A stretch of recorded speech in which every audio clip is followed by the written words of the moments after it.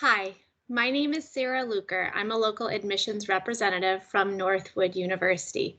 I'm here to talk tonight about the FAFSA and financial aid and explain everything to do with scholarships to FAFSA and what your next steps are in getting that process started for your student. All right, so financial aid can be a lot of things. Gift aid, which is free money. Who doesn't love free money, right? In the form of scholarships and grants. There's also self-help aid, which is money you earn from work, or loans which need to be paid back after graduation. And we will dive into those a little bit further here in a moment. But the financial aid offices at your university or community college where you choose to attend, they'll work with you on figuring out what is going to be the best package and the best plan for you to take at your school. All right, so let's first dive into free money. We all love that. Well, what is a scholarship? It's definitely money that you do not need to pay back. So to me, I always share with students and families, try to apply for as many scholarships as possible. At the end of the workshop here today, I'll share with you some resources on how to go about starting that process. But there's a lot of different criteria for scholarships. From academics, schools look at GPA, SAT scores, ACT scores, what clubs are you a part of? Athletic scholarships, certainly they are a possibility, as well as community or private donor scholarships. And you'll want to be sure to ask the school where your student will be attending what types of specific scholarships would be available to them. On the other side of the free money topic is grants. Grants are also money that does not need to be paid back, and they are awarded more based on financial need. So I always recommend to all families, regardless of if you have a plan to pay for college or not, to file the FAFSA. That's the free application for federal student aid. We'll talk about that in a moment, but that is what's going to kind of be that ticket for you to try to throw your name in the hat for grants. So there's something called the federal Pell Grant. Well, that's based on financial need. There are state grants available. There can be grants specific to the university or school that your student will be attending, but it all starts with applying for the FAFSA so that you can see what types of grants are available. Grants can be stacked with scholarships. So again, the more free money we're applying for, the better in the long run. All right, let's dive into loans a little bit. So my strong recommendation is to don't overborrow, right? Just borrow what you need. And again, it's key to work with the financial aid office at the school that your student will be attending to find out what does that number look like? Because that's going to be different for everybody, right? The biggest thing is when you apply for the FAFSA, that does apply you for federally backed loans. The student loans through the FAFSA are not based on their credit history. So they're guaranteed, they're automatic, and payments on these student loans through the FAFSA don't actually start until 6 months after graduation. So there's two types of student loans through the FAFSA. One is a subsidized loan, and that is where the government actually makes the interest payments for your student while they're in school. So it's basically an interest-free student loan. You can't beat that. But no payments or interest start until 6 months after graduation or separation from the university, whichever happens first. There's also an unsubsidized student loan. And what that entails is the interest does accrue on that student loan while your son or daughter is attending college. It is encouraged if they can make the interest-only payments on that while they're in school to do so, because then the interest isn't accruing over time. But either way, payments aren't required until 6 months after they separate from the university or graduate on both the subsidized and the unsubsidized loan. You certainly can shop around for private loans. That would be through your bank or credit union or any major lender. You're going to find that interest rates are going to vary because they are based on credit history, repayment terms are going to vary heavily. So just make sure to do your homework on those before narrowing it down. There's another type of loan through the FAFSA. It's called a Parent Plus loan. So this is a loan that a parent can take out for the student to help cover their educational costs, but this loan is in the parent's name, not the student's name. The Parent Plus loan is based on credit history, and so that's one thing to take into consideration. And payments on the Parent Plus loan typically start during the student's freshman year of college. Now, if for some reason the Parent Plus loan is denied because of poor credit history, your student would be able to qualify for an additional $4,000 in an unsubsidized student loan in their name without needing a cosigner or a credit check. So just keep that in mind. If you apply for the Parent Plus loan and are denied, your student can qualify for an additional $4,000. They would need to reach out to the financial aid office at the school to inquire about that, to ask about applying for that additional loan, but that would be available to them. Student employment, let's talk about that. A lot of families want their son or daughter to work while going to school, and that can be a great option to earn income. There's a question on the FAFSA that asks about, are you interested in work study? And working is, finding a position on campus. If you think your student would want to find a job, or even if you're on the fence about that, I would encourage checking that box. Yes, I am interested in work study. It does not obligate them in any way to work while they're on campus or anything like that, but it just lets them know, after the school processes the FAFSA, they will let them know if your son or daughter qualifies for work study.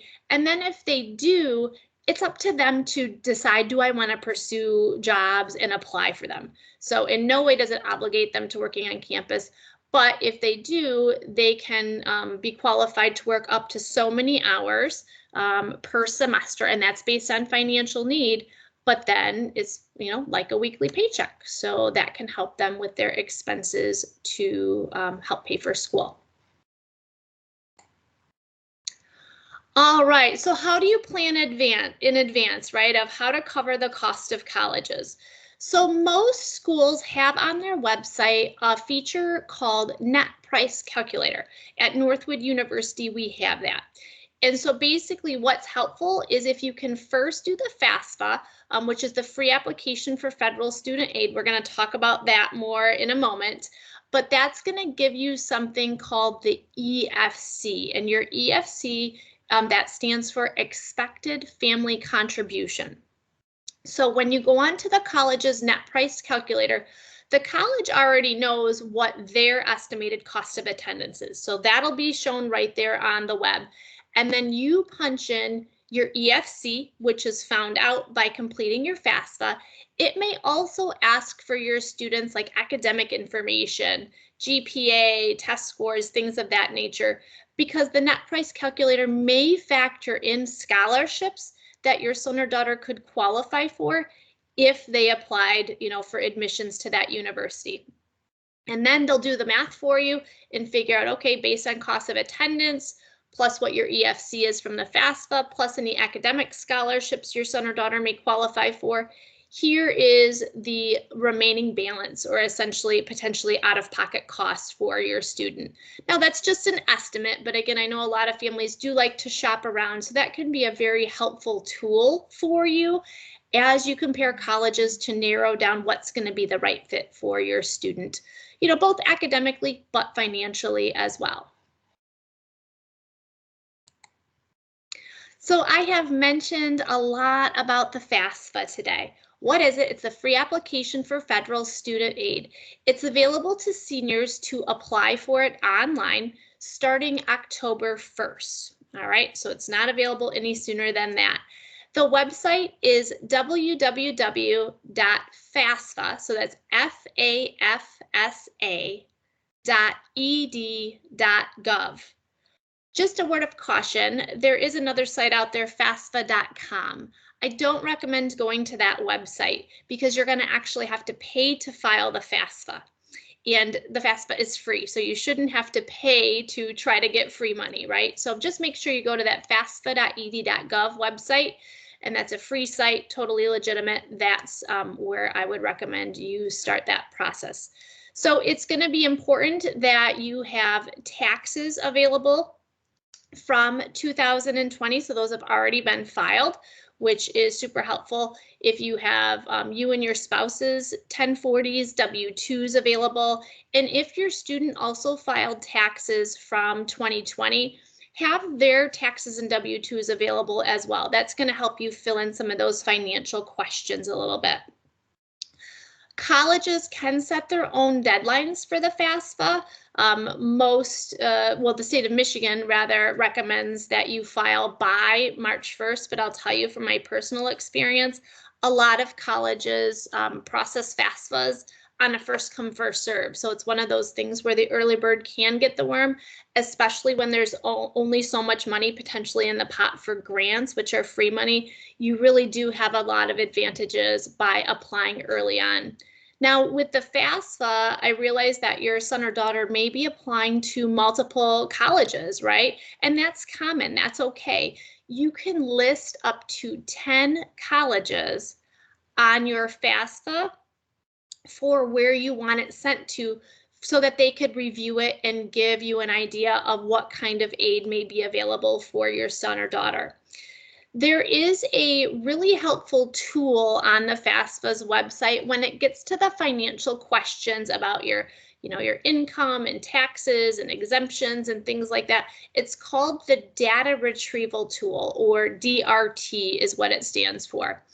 If that gives you the option to do it, which it will, my recommendation is to use that feature. Basically, what you're going to have to do is you're going to have to answer some security questions from the IRS's website to make sure that you're really you. That's again to keep your information safe. But then once you can answer their security questions all correctly, it's going to actually pull up your 2020 taxes online, and then you can choose to import all the financial data that the FAFSA asks for directly into your FAFSA. So you won't have to answer each individual financial question one by one. And then you also know it's getting answered correctly. So that definitely saves a lot of time and a lot of headache if you can complete that data retrieval tool, if that feature works for you. I would also encourage you to do that for your son or daughter's taxes if they filed as well. It actually creates a lot more accuracy for the financial aid process. So saves time, keeps things accurate, make sure there's no typos so that you don't add an extra zero by accident to your income. After the FAFSA is processed, then at the end, it's going to give you a confirmation page, and it's going to say your EFC is $622 or whatever the number is. So that's basically your need level. So different colleges go off of what that number is to determine what kind of aid you can receive and how much aid is available. So typically the lower the EFC number, the more free money is available to you, and the higher the EFC number is, the less free money is available and the more student loans would be available to you. Now, the lowest number is a 0. I always like to point out to families that if your EFC is a 0, that doesn't necessarily mean college is going to be free. There still could be some out-of-pocket costs associated for you depending on where your student goes. So just keep that in mind. Help is definitely available if you get stuck.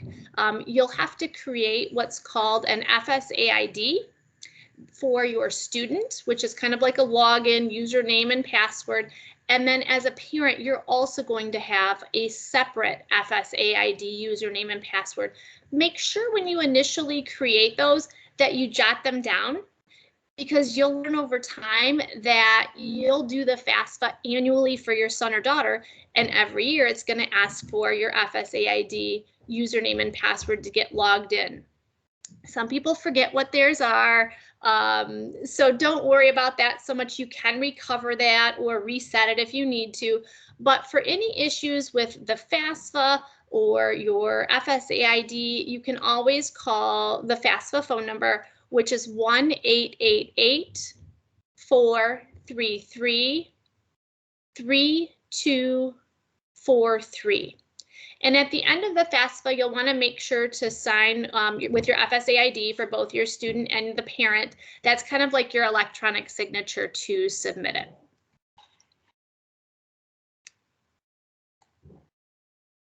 So at the top of the hour, I had mentioned scholarships are a tremendous way to help make college affordable, right? Certainly reaching out to the Office of Financial Aid and Scholarships at the school that your student will be attending. They'll be a great resource for you. Here are some online websites that we recommend families look at when it comes to applying for scholarships. A couple of tips for you. If a scholarship website online is asking for a social security number, or if they're saying, you know, you need to pay $50 to apply for this scholarship, those are major red flags. Okay, you shouldn't have to pay any money to get money, right? Or to get free money. And that social security number should be kept confidential. So I do not recommend punching that in for any sites relating to scholarships. The FAFSA, on the other hand, that you will need to punch in both you and your student's social security number to process that. Another way to help bring the cost of college down is for your student to consider being an RA. That's a resident assistant. Now, this is assuming that they're choosing to live on campus somewhere. Normally, freshmen can't be RAs because the college wants them to really learn the ropes at the university and kind of get their feet wet. So typically this is for sophomores, juniors, and seniors. But if your student is a good leader, they work well with others, and they really tap into the resources at the college they attend, have them chat with their RA, because they will have a resident assistant, which is kind of like a big brother or big sister, about what that job entails, the responsibilities. It definitely is a lot of work, I'll tell you, but the reward can be huge from free room and board. So it's a pretty significant cost savings if a student is willing to put in the work to be kind of a big brother or big sister for incoming freshmen to really get acquainted and feel comfortable with the university. Your local library is another great resource. Librarians are amazing at helping students find scholarships, so you can tap into them. Certainly your high school guidance counselor, checking with your churches, other local groups, community foundations can be excellent resources for scholarships. So I want to thank you for your time today. I hope that you have found this helpful, and good luck in your future endeavors. Take care.